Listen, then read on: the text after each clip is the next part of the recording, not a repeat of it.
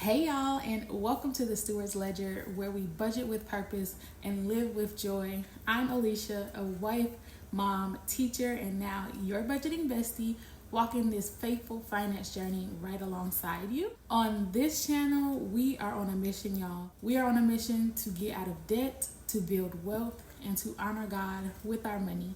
And I would love to bring you along on that journey. So if you're ready to steward your finances with faith, go ahead and hit that subscribe button and let's get into it.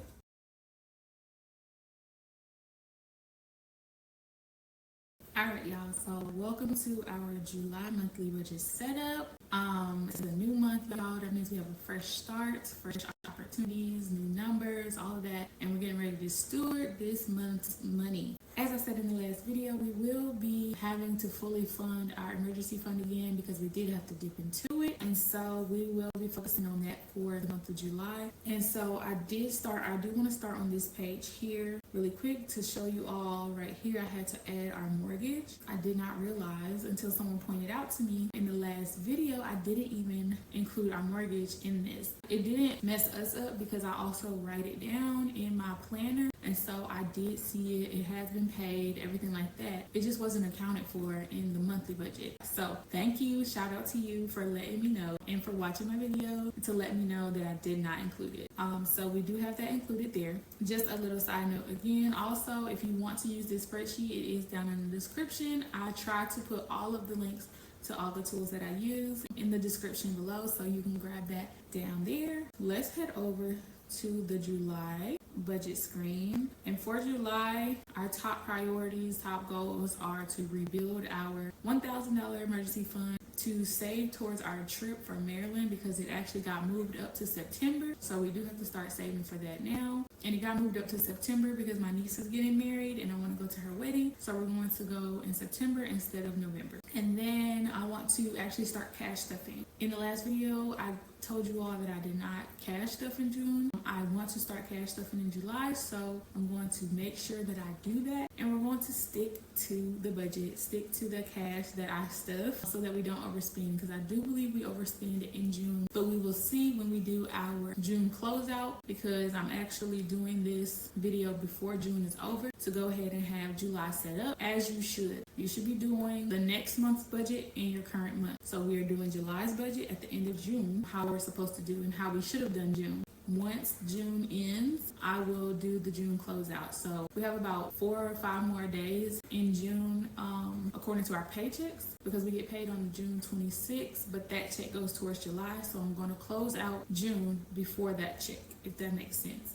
And we're not going to include anything after June 25th in our June budget closeout. If that didn't make sense, let me know down in the comments. And then, of course, last thing I want to focus on is staying accountable, guys. I want to continue to make sure I'm sharing every step of the way and sharing what's going on so that I am held accountable and I am doing what I'm supposed to be doing in my budget or in our budget. All right, so let's go ahead and get into this budget. So again, for July, our starting amount, so that is where it's going to be tough because I don't know what our starting amount is until I close out our June budget. However, I do want to go ahead and get everything else situated and figured out. So we're just going to skip that for now and we'll put that in here. We'll update that when we do our June closeout. But we do know how much income we will have. So we're going to have Tim's paycheck, Alicia's paycheck. The only reason why I don't lump sum them, like I don't do Tim's paychecks plural, is because I want to do it by date. So that way on the bill calendar, it does it by date.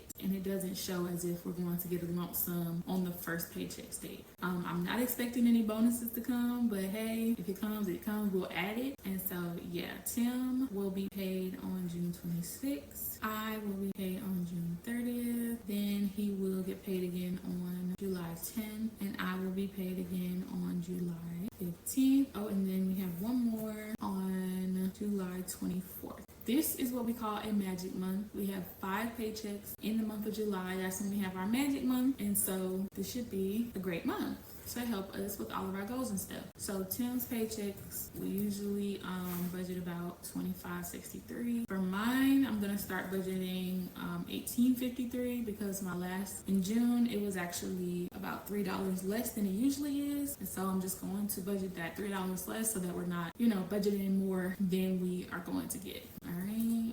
So thank God Tim's check is our magic month check and not mine, because then we would have a little more. And so yeah, we are estimated to have $11,395 for the month of July. That is a blessing. All right, so then we're going to go over to our fixed expenses.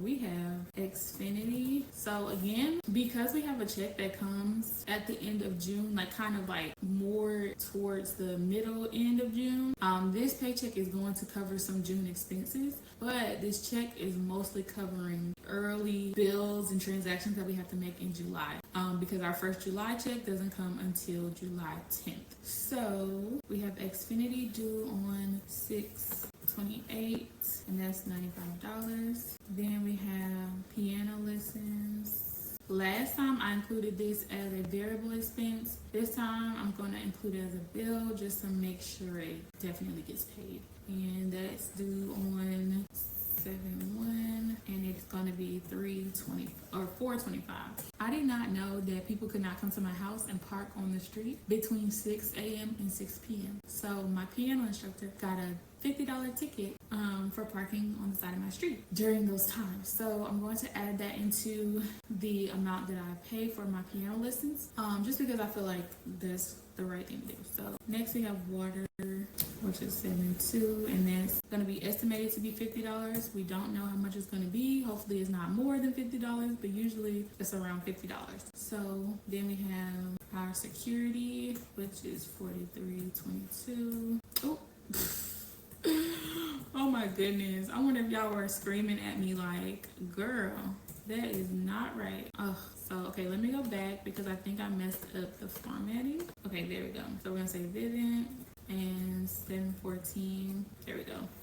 $43.22. Then my children's daycare, $7.15, and it is only $6.10 this month because they are out of school the last 2 weeks of July, so we don't have to pay for those weeks, which is a blessing. So thank you, Lord, for that. 7.17. G&G is my natural gas. I'm just gonna put that because that's the highest it's been. But we're supposed to have this guaranteed plan for $98. So I'm gonna double check once.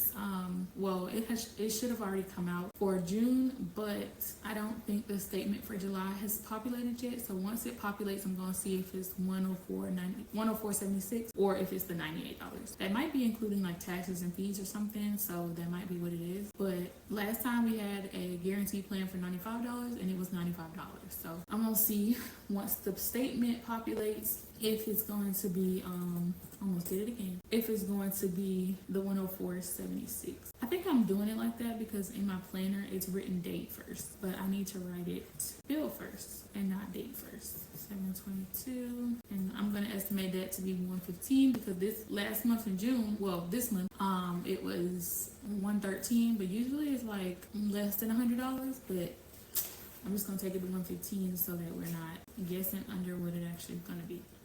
Okay, Safeco, 7/24, and that is always an arm and a leg. Then we have Verizon, 7/24, 219.29, and then the July Xfinity, which is 7/28, is also $95. Okay.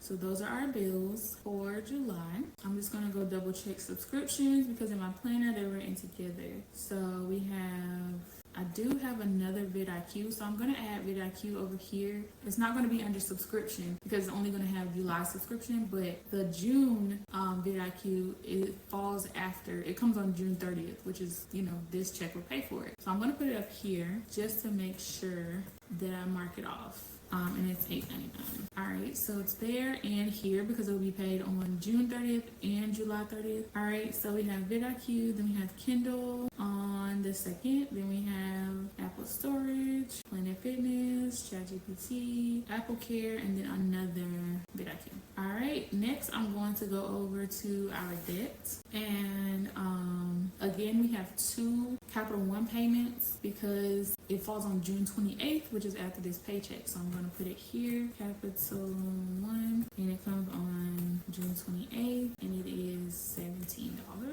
Then Imagine, which is 71. So another thing, y'all, I ended up getting this email about an Affirm account that I was looking for, and I thought I found them all, but I didn't.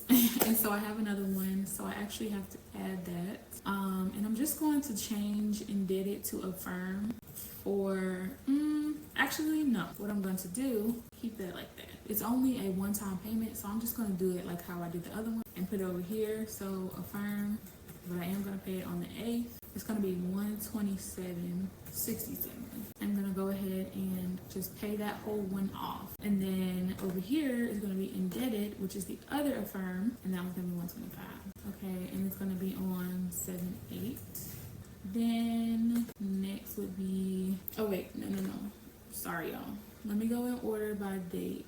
It would actually be our mortgage, which is 7/1. So 6/28, 7/1. Wells Fargo is 7/7. Navy Federal is 7/10. My school is 7/15. Then Mattress Firm is also 7/15. Then Citizens Pay 7/16. And then Credit One is 7/17. Okay, so that's 1, 2, 3, 4, 5, 6, 7, 8. 1, 2, 3, 4, 5, 6, 7, 8, 9, 10. Why do I have 10? Let's just go down the list. Alright, so we have, oh, I need to add capital 1. So July 28th. Capital 1 will be 7/28. So we have capital 1 and capital 1. That's the first one. Imagine, then Affirm, then Credit 1, then Citizens Pay, Navy Federal, WGU, Wells Fargo, Mattress Firm, and the mortgage. Yes. So 1, 2. Actually, I don't have Indebted on here. That's what it is. I thought I put it on here. Okay, I must have took it off. Okay, so Indebted is going to be on the 8th as well. Doggone it. Okay, let me see if I can just copy and paste. Yes. Alright, so then Indebted is going to go here, and that's 7/8. Alright, so 1, 2, 3, 4, 5, 6, 7, 8, 9, 10. Perfect. Okay, y'all, this is why I have to write stuff down and then come back and do it. I can't just do it in one fell swoop because I would be here all day. So, okay, we have those set up. So let's see where we are so far. So far, we have 11,395 coming in and $5,562.25 going out. So we want these two numbers to be the same because we want them to be a zero-based budget. Over here, we want our projected in to be 0. Okay, that means every single dollar had a purpose and did its thing. Okay, so over here to our variable expenses, because we did our fixed expenses, our debt and subscriptions. Then we're going to go to our variable expenses. All right, so variable expenses, I'm just going to go to June and I'm going to copy and I'm going to come back to July and we're going to paste. All right, so gas, we're going to budget $360. Household, we're going to budget $600. Giving, we're going to budget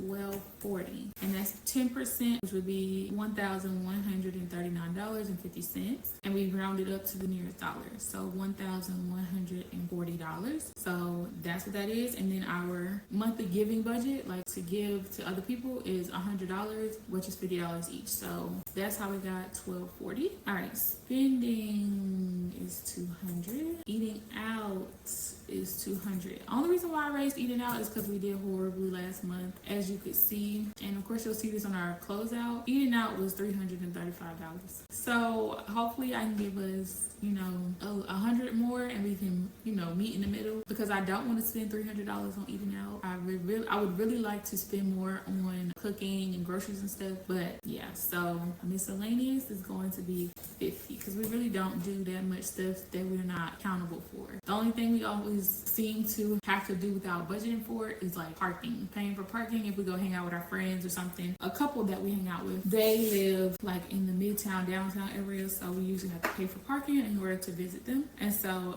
that's where we take that from. Okay, I believe that's everything, but why do we have so much money? Oh, savings. I'm like, why do we have so much money left? All right, savings. So of course we're going to save for our emergency fund. So our emergency fund, I guess you do have to change it every month. So currently our June balance right now is $78.34.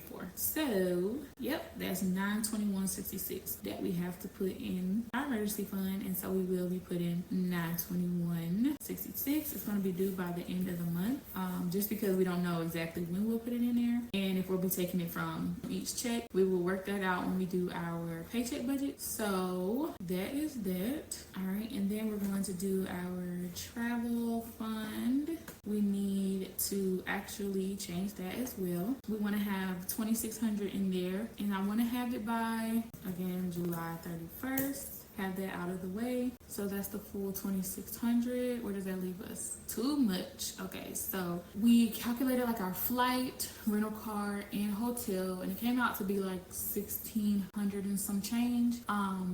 But we want to have spending money, of course, like if we need to get food or we lose our toothbrush.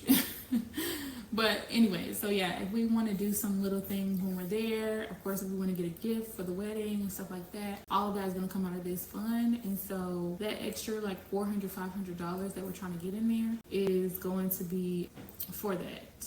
So actually, let's do $2,100, because like I said, the flight is like $1,600, so plus $500 would be 21. Okay, we have about 100 and some change to apply to our extra debt.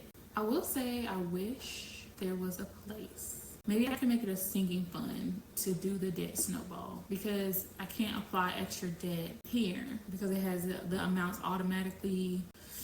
It has the amounts automatically budgeted. So I'm just trying to find a workaround for the different payments that I want to make that are extra, you know?